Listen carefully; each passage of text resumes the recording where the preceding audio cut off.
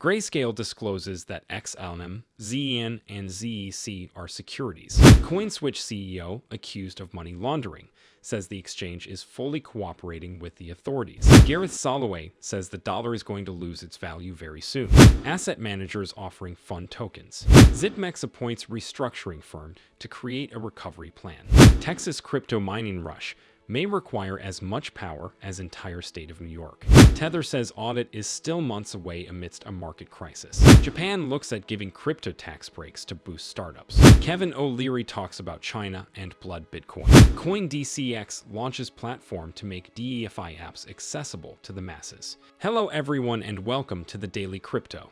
We've got some exciting news to share with you today, so make sure to stick around till the end. Before we get into the video, let's see where the fear and greed index is at.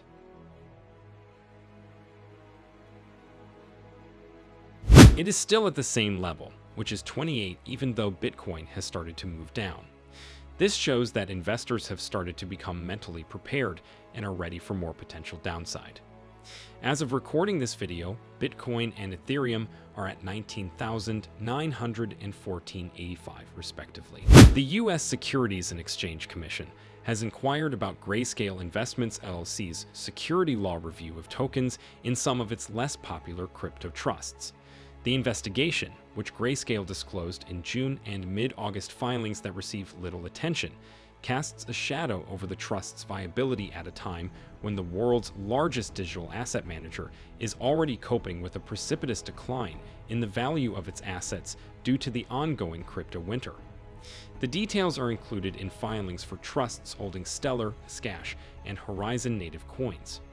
Grayscale stated in its filings that company was responding to SEC officials from the Division of Corporate Finance and Enforcement, the investigations arm that has recently increased its crypto policing efforts. The CEO of the Indian cryptocurrency exchange Coinswitch Ashish Singhal stated on Saturday that we are fully collaborating with the Enforcement Directorate 2 days after the Financial Crimes Bureau conducted searches at 5 sites. The Bangalore branch of India's Enforcement Directorate disclosed the searches on Thursday, telling CoinDesk, "Searches were performed since we did not receive the requisite assistance from Coinswitch Kuber."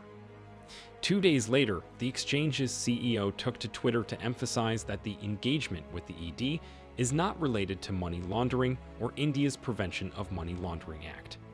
CoinDesk stated in an earlier report that the searches were related to India's Foreign Exchange Management Act.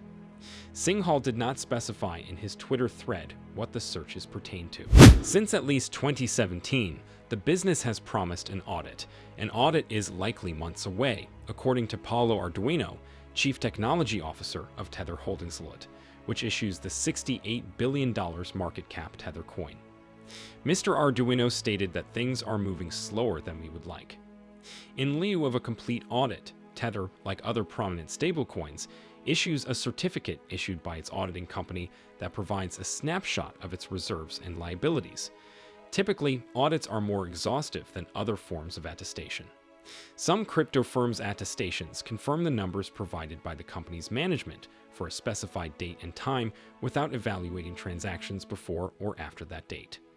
This method makes the reports more susceptible to being utilized to present an overly optimistic picture. The Commodity Futures Trading Commission stated in 2017 that a 2017 Tether certificate was forged by Bitfinex, which transferred $382 million to its bank account hours before auditors reviewed the data. Tether settled the case without admitting or denying the charges with the U.S. authorities. In the past year, private markets investment firms Hamilton Lane and Partners Group tokenized funds and announced they were investigating more products. According to a person with knowledge of the topic, Mainstream Asset Management Ebrin plans to establish a tokenized fund this year, while rival Schroders is also investing in the industry. Tokens are issued in such funds via a securities offering, granting investors the opportunity to participate.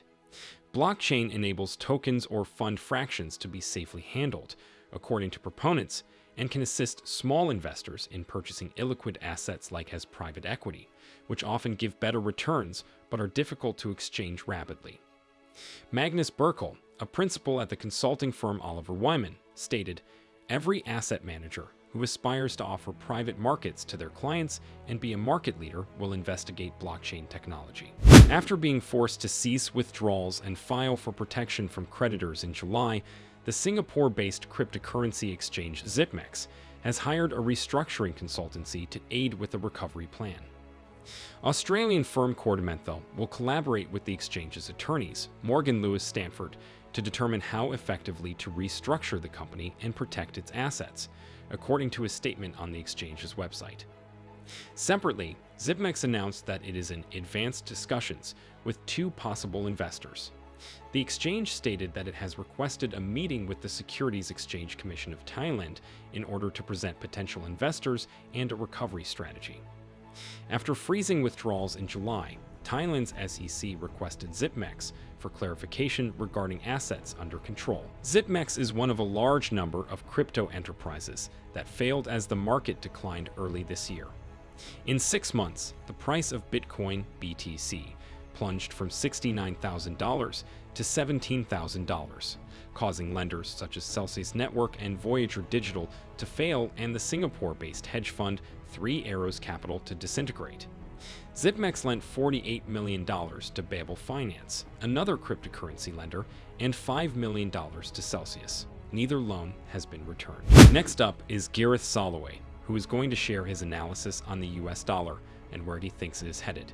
I think, we talked about it just prior, but the DXY, the DXY chart, I think that's a really interesting chart. Everyone's so kind of focused in on the Federal Reserve and the tightening and all this, and we've seen the dollar start to surge back up. But you actually have this beautiful double top right here, and a lot of people think it's going to just rip higher. I'm not a believer in that. I actually think we're going to start to see a pullback and a move lower in the dollar. And if we go to a larger time frame, if I zoom out, you can see 2 trend lines, right? So this trend line, it kisses right here. It kind of gets close here, but then it tags and pierces here. And then look at that one, how it intersects there. And then this little pivot low going back to 2001.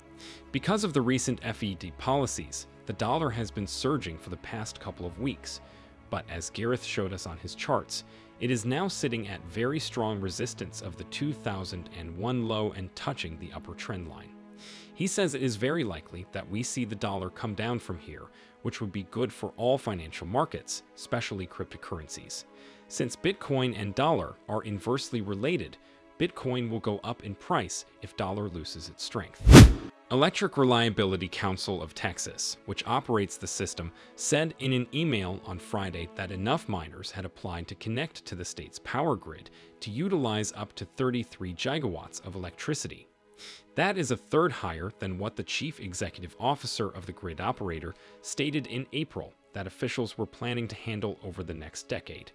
It is also sufficient to power the entire state of New York. A representative for ERCOT, the grid operator, stated that officials anticipate having sufficient power plants available to satisfy any increase in demand. Before connecting to the grid, the miners will need ERCOT's permission. Even if Bitcoin's value has dropped by more than 50% in the past year, Texas remains attractive to crypto miners, as seen by a surge in interest. The sheer number of applicants raises doubts about whether the state's system, which collapsed during a fatal winter storm in 2021, will be able to fulfill the electricity demand. Japan's Financial Services Agency and Ministry of Economy, Commerce and Industry are mulling up a 2023 tax reform plan that might prevent crypto firms that issue their own tokens from paying taxes on unrealized gains. Under the existing system, startups that issue their own tokens are required to pay taxes on unrealized gains for tokens they may be holding, as the company's assets are taxed based on their market value at the conclusion of the taxation period. The possible tax cut is intended to encourage Japanese startups to remain in the country. In December 2021, CoinDesk projected that hefty tax constraints may force crypto companies to leave the country entirely. On Twitter, the Japanese legislator Taro Masaki appeared to confirm the tax review. The Japan Crypto Asset Business Association and the Japan Crypto Asset Exchange Association petitioned the government earlier this month to consider decreasing crypto taxes, including a proposal for a 20% capital gains tax for ordinary investors. Kevin O'Leary is here to tell us about the problem with China and mining cryptocurrencies and how it is affecting the entire market.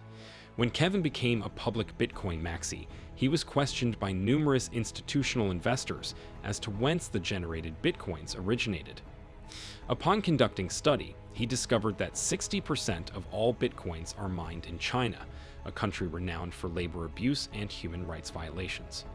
While this may not be a concern for the typical retail investor, it is significant when large actors are involved since it attracts media attention, and nobody wants to be seen as a supporter of labor abuse. Kevin then set out on a journey to mine Bitcoin without the use of human blood by investing in mining firms and exchanges. Complex onboarding and user experience are the cost of utilizing decentralized apps, and it is one of the primary reasons why the majority of users do not utilize these services. A leading Indian cryptocurrency exchange aims to rectify this for users worldwide. On Friday, CoinDCX introduced Octo, a mobile platform that will host other decentralized applications without requiring users to remember lengthy passwords. The platform will store portions of the key and bind the remainder to the customer's device, where it will be verified using the customer's biometric ID. To make decentralized investment options more accessible, Octo has integrated multi-party computation technology to tackle private key-related concerns, enabling users to retrieve their passkey and funds smoothly, stated the business, whose investors include B Capital Group and Coinbase Ventures. Neeraj Khandelwal, co-founder of CoinDCX, stated in an interview that Octo aims to increase Web3 exposure for the masses. The majority of people are uncomfortable setting up wallet accounts and storing and remembering the key, he said. Thank you for watching this video. Show your support by dropping a like and subscribing to our channel, and don't forget to press the bell icon to never miss a new upload.